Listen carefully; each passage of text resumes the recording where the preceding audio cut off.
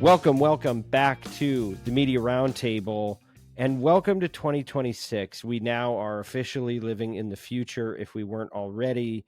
It's nice here. It's a bit apocalyptic at times. We've been talking about that on the program. But overall, there's a lot of good things happening in the world and a lot of great things that are going to happen in the wonderful world of podcasting. I'm your host of this program. My name is Dan Granger. I'm the CEO of Oxford Road. And we are here with some of the leading minds in our industry. For those of you that listen to every episode, you know we just did a look back at 2025 and tried to draw out okay, what happened here? What did we learn? And what do we think this means for the future? But now we're actually going to try to predict the future. Here we are with our panel, with the dream team of James Cridland, Kyle Jelinek, Neil Lucy, and Hernan Lopez, all here to tell us what they think, not just about the year behind us, but more importantly, about the year ahead. Kyle, tell us about your prediction about video's impact next year, or however you want to say it. Yeah, I mean, we've been talking about video killing the podcast star. We're anticipating a shift going back. Essentially, mid-tier creators seeing that the production costs are 10 times what they are as far as time and money. We're going to see a shift back to audio only. We were talking to, according to Waveform, it takes 20 hours to produce a video podcast versus 2 hours for an audio podcast. So I think we're going to see a shift in those who everybody felt like they had to do a video podcast, shifting back to, you know what, we're an audio only show, and that's fine. Moreover, the production costs, like if you have a video podcast that doesn't fit the standards and is up to snuff from other things that you're seeing, it's even diminished. So I think people are just going to walk away from some creators are going to walk away from video altogether and just go right back to audio. James, how do you feel about this prediction? Yeah, I think I agree. I think that we are going to see a bit of a mix here. We're going to see the big shows right at the top of the pile, spending more money on sets, spending more money on video cameras, spending more money on editing. And I do think that we're going to see quite a lot of people going, you know what, actually, it's not really delivering us much. It's worth our while just to focus on great audio and to calm down on the whole video stuff. Would totally agree that we will see some of that. All right, and just so that we're not unclear when we do the metric, Hernan, before you jump in, how will we know if this was a true or false prediction? What is the metric we can look at? We'll look at shows that are no longer simulcast in 2026. So you think we'll move backwards in how many are simulcast? I would say so. Wow. Okay, sorry, Hernan. I think that you guys are right, but at the same time, there's an opportunity I think will happen in 2026 is that we will see platforms experiment with a whole new format called the vertical podcast. Vertical is the default form factor on mobile. We've seen enough data points from TikTok to Reels, who collectively with Shorts and other small platforms are making $100 billion in total advertising revenue in 2025. That's research that I've done, published on LinkedIn and my newsletter over the last couple of weeks. And the reason why vertical is the default on mobile is that it's simple. It's easier to hold your phone this way than to turn it around. Yet all the podcast platforms today, from YouTube to Spotify, default to horizontal, which means you either have to watch your podcast in a tiny part of the screen, which is unsatisfying, or you have to turn the phone around. The experiments that I think have started to validate this format are actually not on either platform. They're on Instagram. If you have ever watched Subway Takes, the show that is hugely popular on Instagram, it's also now a podcast in longer form, in horizontal. But I think you're going to see more creators experimenting with this dual form, vertical and horizontal. And some of them will do it because very much for the same reason that some creators early on leaned on TikTok because they could find better discovery and better audience. this will be a format that will break through. What needs to happen is that Spotify needs to support it. Probably YouTube will support it as well. And I think it can create another growth driver in time spent and in revenue. How long till Okay. we all shift our TVs to the vertical breakout in our living rooms? 5 years? It's crazy that a lot of people actually watch vertical video on TV sets as well, both on YouTube and but primarily on YouTube. And I think that's a trend that we will see later on. But for now, the opportunity is on mobile and the opportunity is on all the platforms I talked about. I mean, what we really need is we need our TVs to be movable upright, and we also Right. need some company to do some really good fine art on those TVs We should. as well, so that maybe we could rent those out or something. That would be a fine idea. That'll be fine. We could spend thousands of dollars on that, millions even. This is great, and the type of predictions you'll only get on the Media Roundtable podcast. Let's keep moving, James. While you got a hot hand here, tell us about the podcast industrial complex. What will become of it? Yes, the podcast industrial complex. Yes, there's a thing. I think really, if you look at what the podcast industrial complex, that top 10% of glossy video first shows, I think that there's a gap between those shows and the rest of the other 90%, and I think that gap is widening in terms of what's actually going on there. All of the stories seem to be about, Call Her Daddy and stuff, and The Ringer, all going on to Netflix and everything else. That's all fine, but that's not really talking about podcasting anymore. That's talking about some TV shows that are being bought by other people and that are being shown by other people.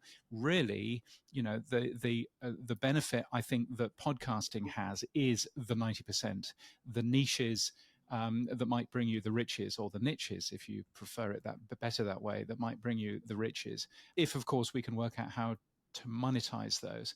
And I think what we can see from quite a lot of the information that's been going on this year is that it's become easier in terms of programmatic advertising, at least, to monetize some of those smaller shows. So I'm on rss.com as one of the podcast hosts that I use. They have programmatic advertising that I can just turn on, and that earns me money, even though the particular show on there gets somewhere smaller than 100 downloads a week. So I think that's something that we've never had before. And I think that scale is making life really easy. It's also the type of scale that people like Inception Point AI are using as well, to flood the zone with as much content as they possibly can, because they can make a bit of profit out of some of those smaller shows if they keep their costs down low enough. But I think there's certainly that difference now between, the really big shows, which are doing their own thing, and that's absolutely fine, and the rest of us. And I think if we focused a bit more on the rest of us, then I think that we should be moving forward in quite a good way in the next year. Indeed. And one of the big themes, our big theme last year at our CAO summit was the power of independence. And something I think on behalf of brands, but also on behalf of the industry, I want us to do a better job of, and I hope that other stakeholders of the industry do this too, is beginning to talk about and champion those independent voices who may represent part of the long tail.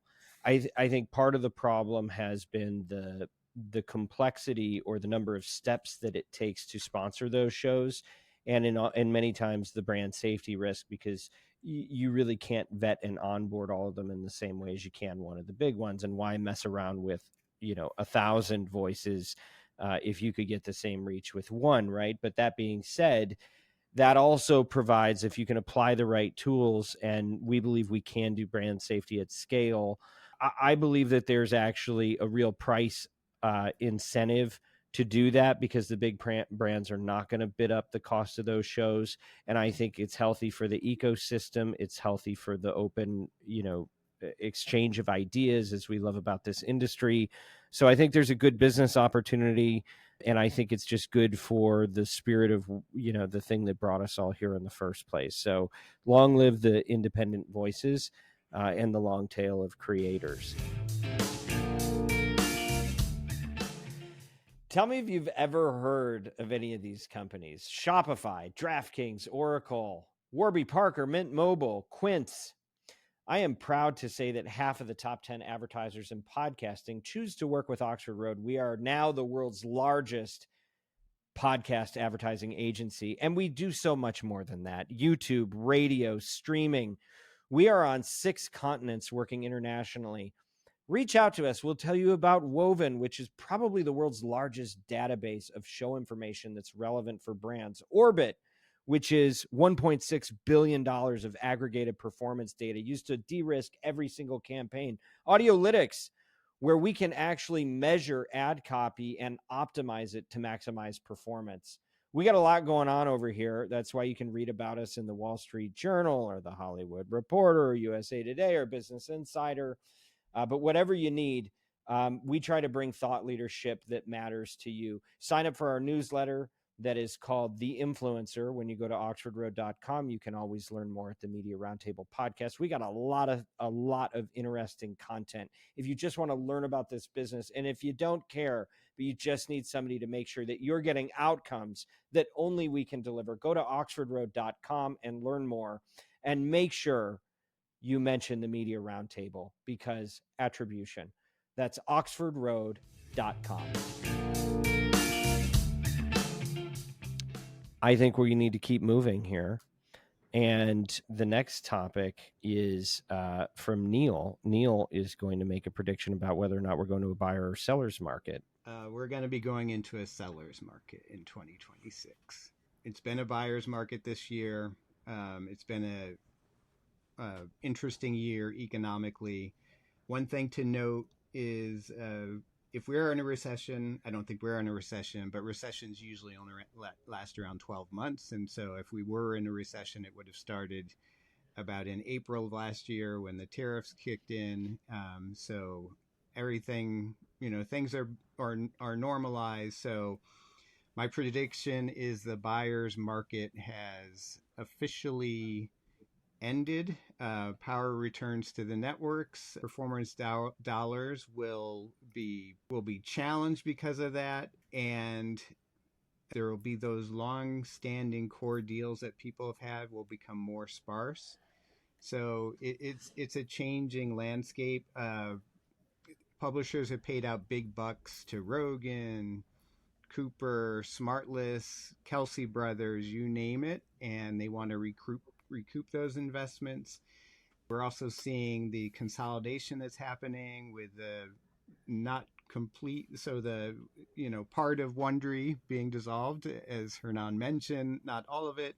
Gimlet folded, Stitcher was shut down. Advertisers are pushing more into the marketplace. We know that ad loads are increasing. So the latest Podscribe report had ad load around 10%, up from about 8% a year ago. So there's more demand. So they're able to fill that ad time. So what that means for marketers is get those deals locked in now before you find out those CPMs are higher than you were hoping to pay if you're coming into the market of mid-year 2026.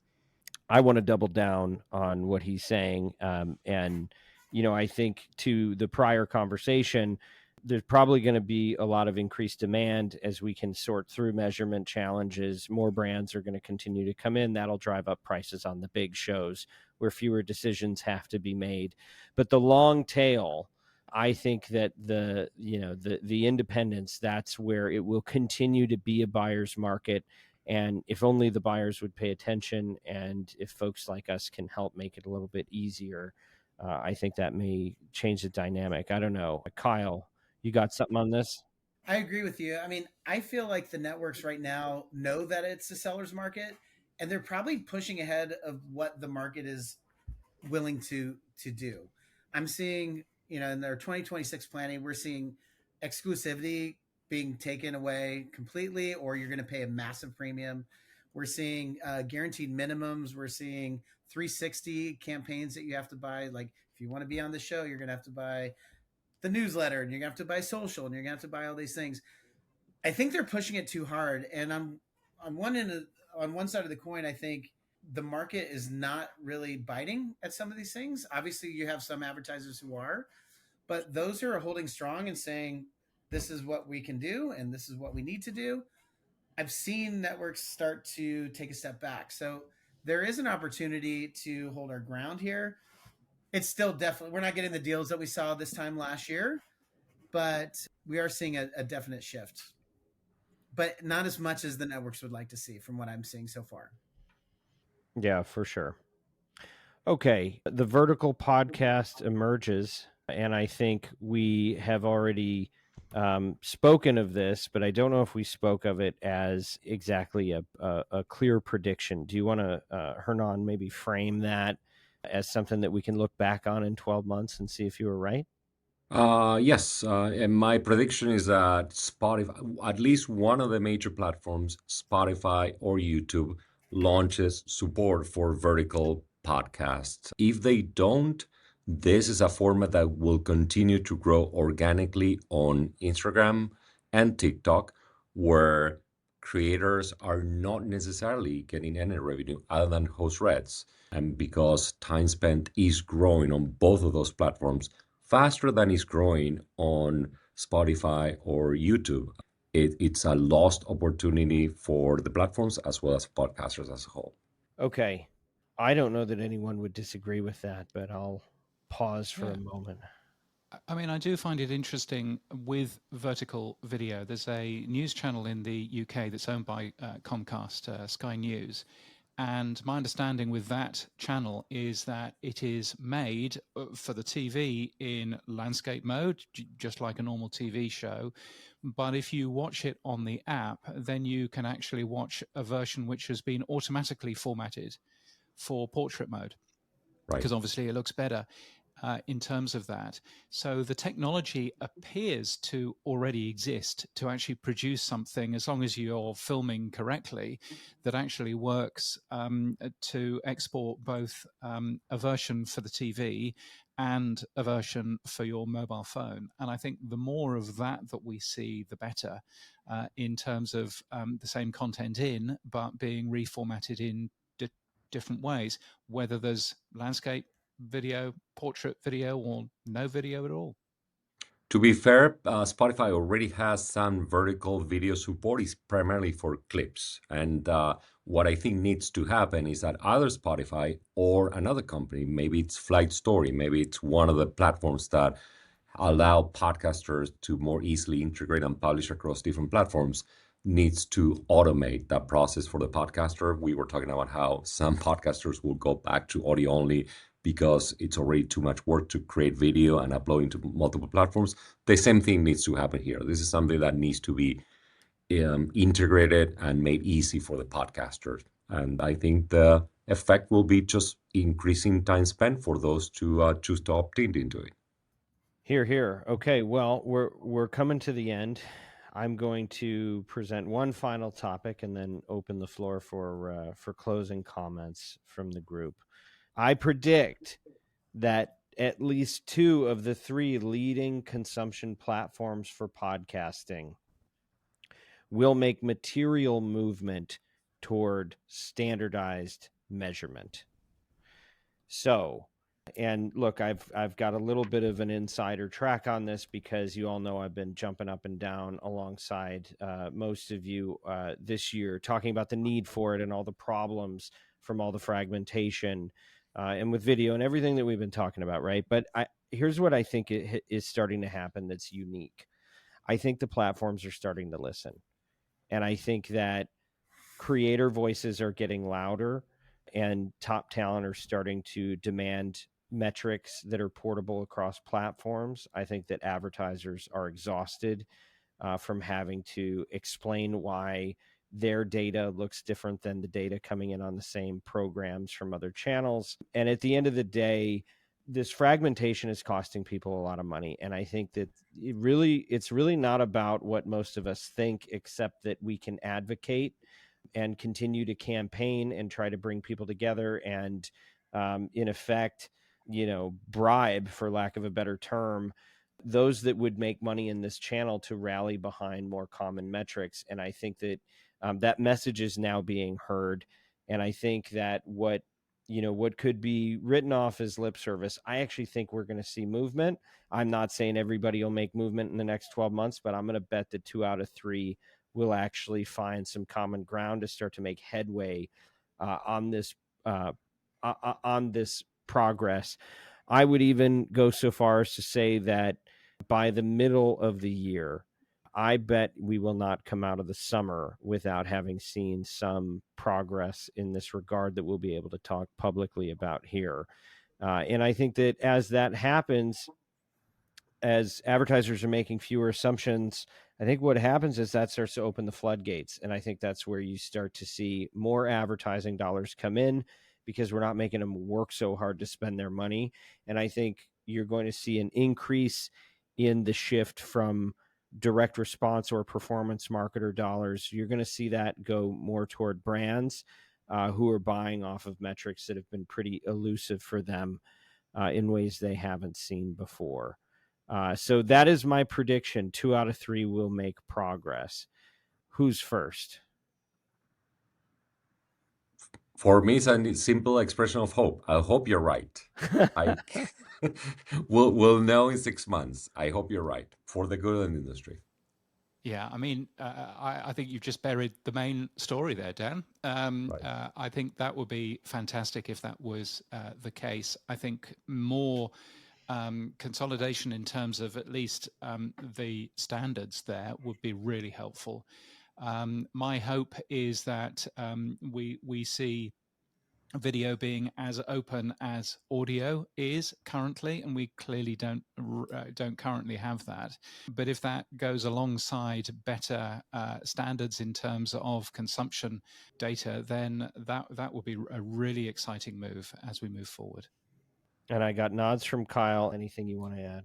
No, I mean, I agree with Hernan. Like, please, yes, we need this, and it opens up so many more opportunities for advertisers that I work with.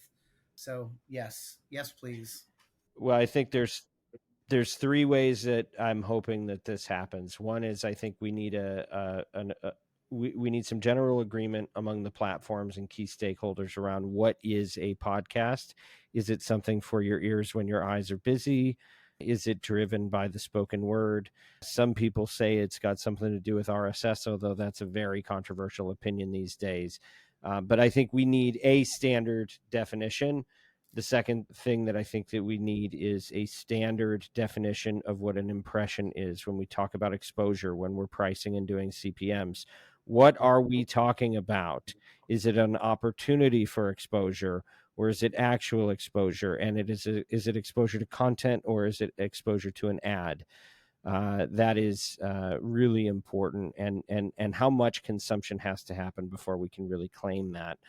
And then the third is, how do we measure what consumers do after they've heard the ad? And is there some way that we can normalize what started to become pixel-based attribution? Is there some way that we can respect people's privacy and get some consolidated, normalized way to evaluate that behavior? So I think we're moving there. I think that it's going to start with the industry realizing that they're not making as much money on their line item as they could be.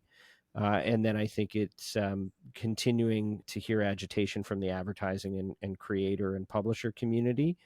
And then I think there's some general agreement into working definitions, but then I think the IAB is going to have to get on board, and the MRC is going to have to validate it and do the magic that they do. I'm not saying that's all going to happen this year, but I think we'll make clear steps forward.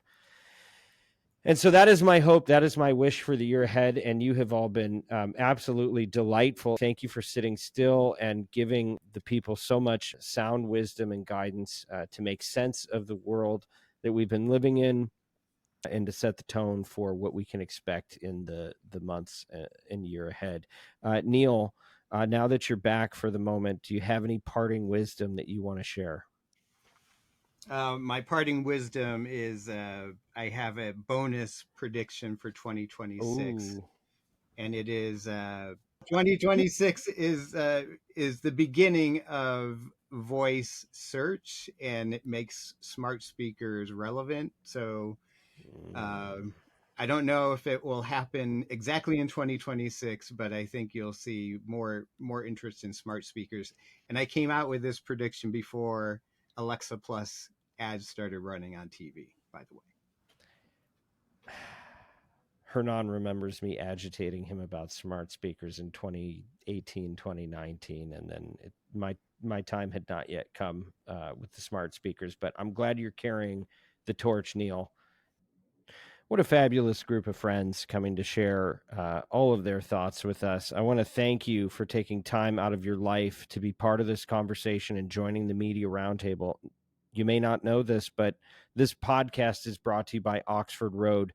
We want you to succeed in this medium that is all about creators and all about conversation, whether it runs through a video or an audio feed. And it's really for marketers at the end of the day. And I want to just remind everyone that we have the power to advance voices that don't just entertain, but edify, and to build bridges across differences through fair-minded discussion. That's what we love about this medium. If you're a marketer and you're interested in aligning your brand values with extraordinary business outcomes, I suggest you reach out to Oxford Road. Just go to oxfordroad.com. You can also subscribe to our weekly newsletter while you're there. It's called The Influencer, and it is free, just like Pod News is free or Podcast Business Journal. Everything that you really need in this world is free, except the advertising. And we'd love to hear from you. If you have feedback, email us, info@mediaroundtable.com. Special thanks to producer Haley, Bianca, Kyle, Ezra, Rocio, Neil, the team at Podcast One, and to you for listening or watching. As always, influence responsibly.